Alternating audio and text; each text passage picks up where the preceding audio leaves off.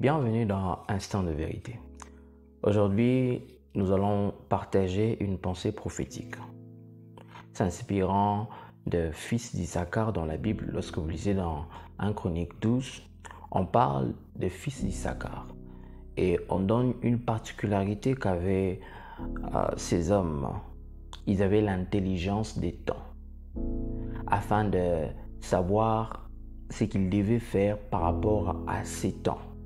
Les révélations que Dieu leur donnait liées à un temps précis et les actions qu'ils devaient poser par rapport aux révélations que Dieu leur avait données. Et nous sommes dans le temps de la fin.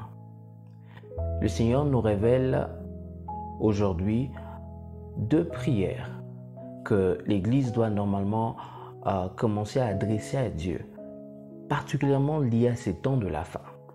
Et c'est ce que je vais nous révéler aujourd'hui. Le Seigneur nous a inspiré 2 prières que tout croyant doit adresser à Dieu chaque jour.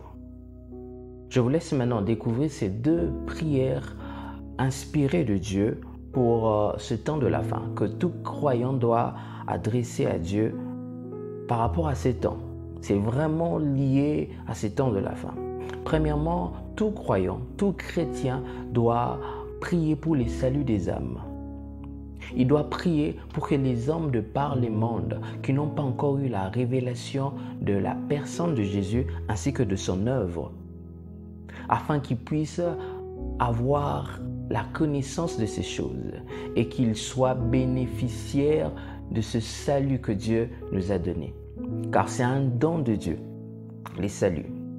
Et tout croyant, chaque jour, il doit, dans ces moments de prière, demander à Dieu en faveur de ceux qui n'ont pas encore eu connaissance de ce don gratuit qui est le salut, afin qu'ils puissent aussi avoir connaissance de cela. Car la personne qui prie, un jour avait eu connaissance de ce don qui est Jésus, de l'œuvre qu'il a accomplie à la croix et le salut qu'il nous donne. Et étant animé par l'amour de Dieu en faveur de ceux qui n'ont pas connaissance de ces choses, nous prions pour eux afin qu'ils puissent aussi avoir cette révélation. La deuxième prière prophétique liée à ces temps de la fin, c'est de demander à Dieu d'élever des hommes et des femmes qui annoncent l'évangile. Il y a des personnes qui doivent entendre l'évangile. Et comme cela est dit dans Romains, comment ils vont croire si personne n'a eu à annoncer?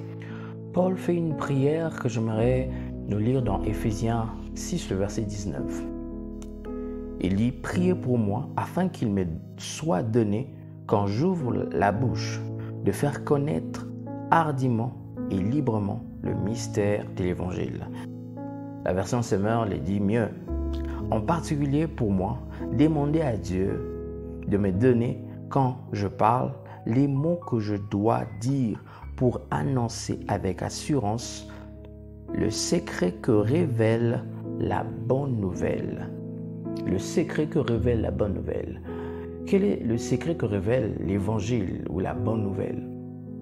La bonne nouvelle nous parle du pardon de nos péchés. La bonne nouvelle nous parle de la délivrance.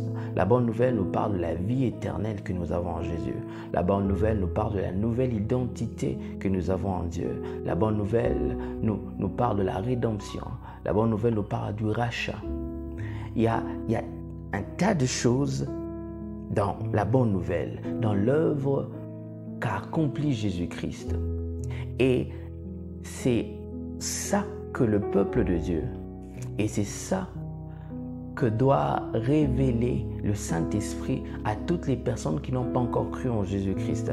Et c'est toutes ces choses que je n'ai même pas pu tout énumérer, que les païens doivent avoir la révélation, de comprendre que en Jésus-Christ, l'œuvre que Jésus a accomplie, c'était pour pardonner leurs péchés. C'était pour leur donner la vie éternelle. C'était pour leur donner de l'espérance. C'était pour leur donner une nouvelle identité. Et j'en passe. Il y a tellement beaucoup de choses dans l'évangile. Voilà pourquoi chaque jour nous devons prier pour que Dieu, par le Saint-Esprit, puisse ouvrir l'esprit de ces hommes afin qu'ils puissent saisir les richesses qui sont dans l'Évangile et qu'ils prennent cette décision de donner leur vie à Jésus-Christ afin qu'ils soient bénéficiaires de tout ce que l'Évangile nous apporte. Voilà les deux prières prophétiques qui est vraiment liées à ces temps de la fin que tout croyant doit adresser à Dieu chaque jour. Prier pour les âmes, prier pour qu'ils puissent avoir la révélation de l'Évangile, de l'œuvre de Jésus-Christ. Et deuxièmement, prier pour que Dieu envoie des ouvriers dans le champ, des hommes qui vont annoncer la bonne nouvelle afin que ces hommes et ces femmes de par le monde puissent avoir la révélation et qu'ils puissent entrer dans le plan de Dieu pour leur vie. Demeurez bénis et le Seigneur vous invite à la pratique. Après la connaissance vient la pratique. Alors, pratiquez ces choses car c'est la pensée de Dieu pour ce temps de la fin.